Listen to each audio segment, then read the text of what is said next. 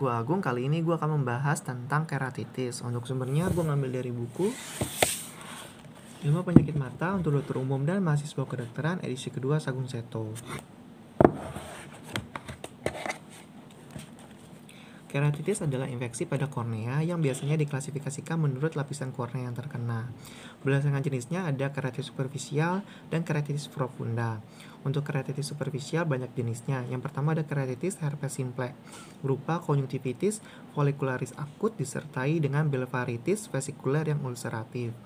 Kelenjar limfe regional bengkak, khas pada kornea adanya bentuk dendrit. Gejalanya adanya iritasi yang ringan, sedikit merah, berair, dan unilateral. Untuk terapinya dapat diberikan antivirus seperti IDU.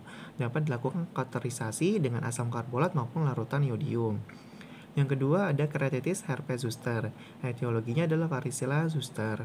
Gambaran klinisnya tampak erupsi kulit pada daerah yang dipersarafi cabang ophthalmic nervus trigeminus. Erupsi unilateral dan tidak melewati garis median. Rima palpebra dapat menyempit. Ada pembekakan kelenjar preaurikular regional. Gejala subjektif, adanya rasa nyeri dan udem kulit yang tampak merah pada dahi, alis, dan kelopak atas disertai dengan vesikel. Untuk terapinya dapat diberikan asiklovir oral dan topikal. Bila ada infeksi sekunder, maka dapat diberikan antibiotik.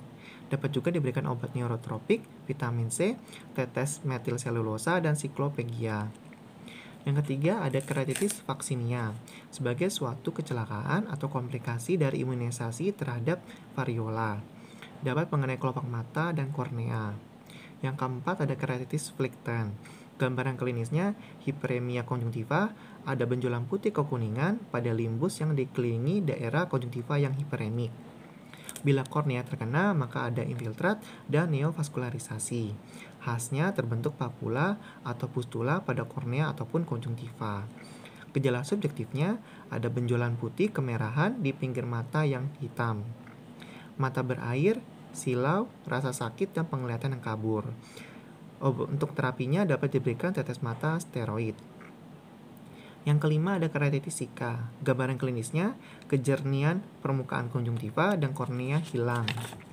Tes Simer berkurang, tir film kornea mudah pecah, tir break up time berkurang, dan sukar menggerakkan kelopak mata. Gejala subjektifnya mata ngeres, pedih, kering, seperti ada pasir. Untuk terapinya dapat diberikan artificial tear ataupun lensa kontak. Yang keenam ada keratitis lepra. Gambaran klinisnya terdapat keratitis avaskuler berupa lesi punktata berwarna putih, seperti kapur yang secara perlahan batasnya akan mengabur dan sekeliling menjadi kabur. Lesi akan menyatu dengan lesi sebelahnya, sehingga terjadi kekeruhan subepitelial. Keadaan lanjut akan terjadi neovaskularisasi yang superficial. Khasnya pembengkakan saraf kornea disertai bead on a string. Gejala subjektif, adanya pembengkakan yang kemerahan pada palpebra dan tanda lain pada tubuh di luar mata. Terapinya dapat diberikan dapson dan rifampicin. Apabila terjadi deformitas palpebra, maka dapat dilakukan pembedahan. Yang ketujuh ada keratitis numularis. Itu sifatnya unilateral pada petani yang bekerja di sawah biasanya. Gambaran klinisnya ada injeksi silier disertai dengan lakrimasi. Ada infiltrat multiple dan bundar yang terdapat di lapisan kornea bagian superficial. Gejala subjektifnya silau. Terapi yang dapat diberikan adalah kortikosteroid lokal. Yang kedua ada keratitis profunda. Yang pertama ada keratitis interstisial letik, manifestasi lanjut dari sifilis kongenital pada anak usia 5-15 tahun, bagian dari trias Hutchinson. Gambaran klinisnya peradangan berupa udem, infiltrat, limfosit, dan vaskularisasi pada stroma. Gejala subjektifnya sakit, silau, dan kabur. Terapinya adalah self-limited. Bila terjadi uveitis, maka dapat diberikan tetes mata kortikosteroid dan sulfas atropin ataupun skopolamin. Yang kedua ada keratitis sklerotikans.